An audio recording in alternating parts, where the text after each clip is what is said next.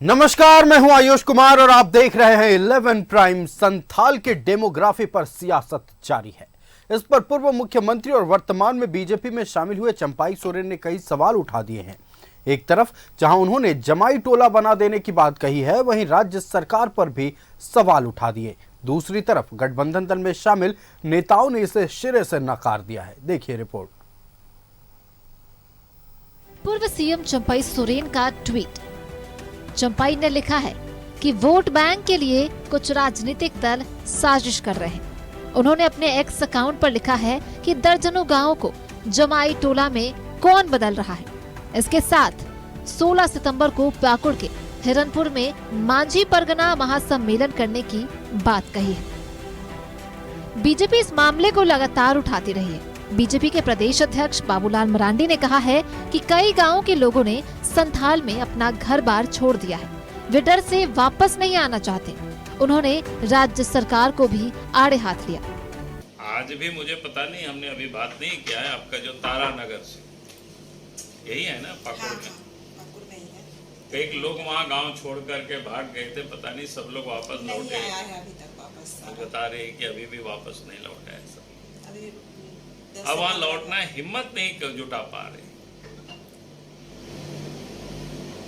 हमारे कई एक जानकारी है, साहेबगंज जैसे इलाकों में, जिला में भी, मंडरो तरफ में, जो संथालों का जाहिर थान होता है जहाँ लोग पूजा पाठ करते हैं, उस जमीन पर कोई कब्रिस्तान बना लिया, वहाँ घर लोग बना रखे।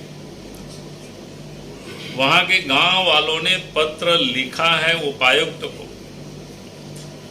जमीन की मापी भी होने वाली थी, फिर उसको रुकवा दिया। विपक्ष के इस वार पर गठबंधन दल में शामिल सारे दल पलटवार करने से नहीं चूकते।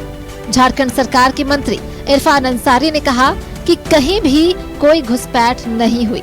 ये बीजेपी का बुना हुआ भ्रमजाल है और झारखंड के लोगों को लड़वा रही है। वहीं दूसरी तरफ विनोद सिंह ने भी इस बात का खंडन किया। जेएमएम के सुप्रियो भट्टाचार्य ने तो एक पीसी ही कर दी। सुप्रियो ने रांची का उदाहरण देते हुए कहा कि यहाँ भी कई परिवर्तन हुए हैं। पूरे हिंदुस्तान का हुआ। हमारा देश जब आजाद हो रहा था तब 33 करोड़ लोग हम लोग थे। आज हम लोग 150 करोड़ के लगभग हैं। ये 75 साल का स्पैन है।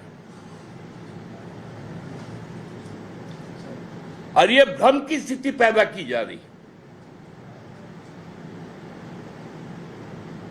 आप देखे होंगे कि संथाल परगना में भी, ये संथाल ही क्यों, आप संथाल हैं, छत्तीसगढ़ चले जाएं, हम कोल्हान देख रहे हैं कि जो भी इलाके हैं ट्राइबल के, जो भी हैं इंडस्ट्रियल में जहाँ कारपोरेटीकरण हुआ है, कंपनियां हो रहा है, हर जगह स्थानीय आबादी घट रही है। वो सिर्फ वहाँ नहीं है, पूरे देश भर में और बाहरी आबादी बढ़ रही है। वो कोई संथाल और कोई ये का मसला नहीं है। लेकिन इस मसले को भाजपा जानबूझ के सिर्फ सांप्रदायिक तरीके से देख रही है। आप रांची देख लीजिए, आपको बोकारो देख लीजिए, आप धनबाद देख लीजिए, आप जमशेदपुर देख लीजिए। हर जगह जो यहाँ की नेटिव आबादी, अस्थायी आबादी घट रही है, क्योंकि जितनी कारपोरेट कंपनियां, जितनी बड़ी चीज़ें आ रही हैं वो बेदखल हो रहे हैं। मत दाग लगाओ झारखंड को।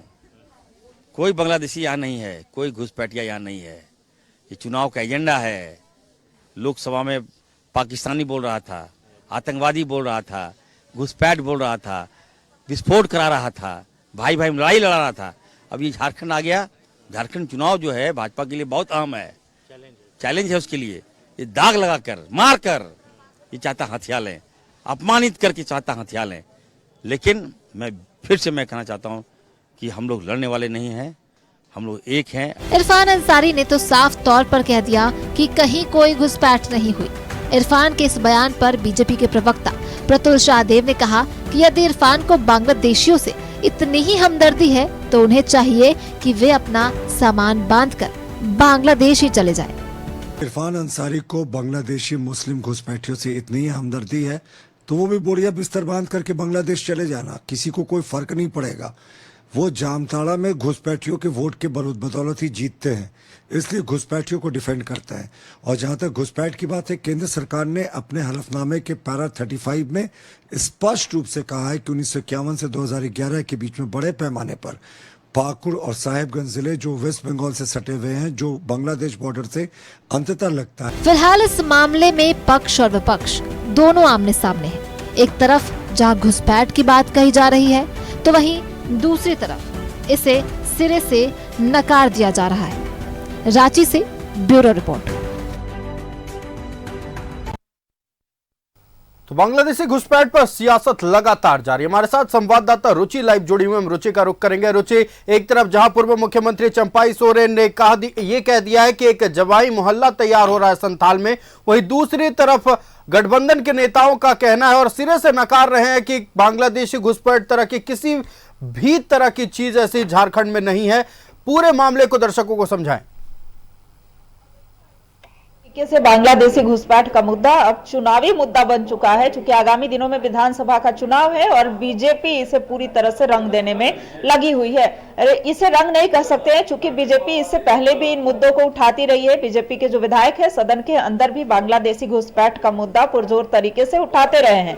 लेकिन सवाल यह उठता है कि जब बीजेपी का शासन इतने दिनों से था, उस समय क्या कर रही थी? क्या ये सिर्फ 2019 से लेकर के 24 तक के बीच में तो मुस्लिम की आबादी नहीं बढ़ गई? तो ऐसे में बीजेपी पर भी ये सवाल उठता है। हालांकि जो सत्ताधारी हो या फिर सहयोगी दल हो, उनके तरफ से यही कहा जा रहा है कि ये पूरा गृह मंत्रालय का मामला है। अगर घुसपैठ प्रवेश कर रहे हैं तो इसमें गृह विभाग जो है वो फेलुअर है।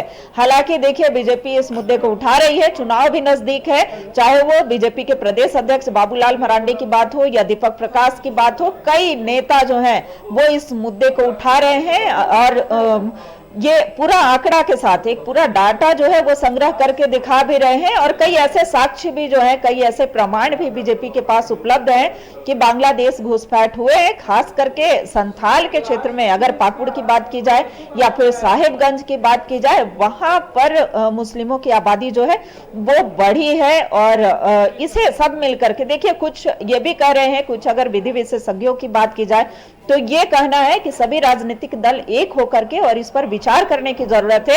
एक न एक दिन जेएमएम हो या फिर जेएमएम को भी साथ आना पड़ेगा, जेएमएम भी इसका समर्थन करेगी। लेकिन फिलहाल देखिए आयुष, जो झारखंड की राजनीति में जो ये बदलती डेमोग्राफी बड़ा मुद्दा बना हुआ है, जो एनआरसी का मुद्दा है, उसे फिर से हवा दी गई है और यह कहना है कि बीजेपी की अगर सरकार आती है, अगर डबल इंजन की सरकार आती है तो हम एनआरसी जो है वो लागू करेंगे। इससे पहले भी बाबूलाल मरांडी अपने बयान में उन्होंने कहा भी था कि बीजेपी की सरकार आएगी तो खास करके संथाल के क्षेत्र में मिनी एनआरसी जो है वो लागू की जाएगी। तो ऐसे में सवाल उठता है कि क्या एनआरसी, बीजेपी की अगर सरकार आएगी तो क्या एनआरसी लागू किया जाएगा? कुछ नेता यह भी कह रहे हैं कि एनआरसी की जरूरत सिर्फ झारखंड को ही नहीं है, पूरे देश को जरूरत है, लेकिन सिर्फ झारखंड को ही फोकस किया जा रहा है चूंकि इन्हें चुनाव जीतना है, आगामी दिनों में चुनाव है। तो जैसा कि बयान भी आपने सुना कि जिस तरीके से इरफान अंसारी का बयान आ रहा था, इरफान अंसारी ये कह रहे थे कि हिंदू मुस्लिम को लड़ाने का प्रयास किया जा रहा है ताकि चुनावी फायदा जो है वो बीजेपी को हो सके। लेकिन इन सबके भीतर इतर जाकर के देखा जाए तो वहां की जो डेमोग्राफी है वो वाकई में बदली है। वाकई में वहां पर जनसंख्या जो है, जो मूलवासी है वहां की, जो आदिवासी डेमोग्राफी पर सियासत लगातार जारी और डेमोग्राफी की बात तमाम पार्टी के नेता कह रहे हैं। हालांकि बीजेपी का कहना है कि घुसपैठ हुई है, लेकिन गठबंधन के नेता इसे सिरे से नकार रहे हैं। रुचि, आपका हमारे साथ जुड़ने के लिए और तमाम जानकारी दर्शकों तक पहुंचाने के लिए बहुत बहुत धन्यवाद।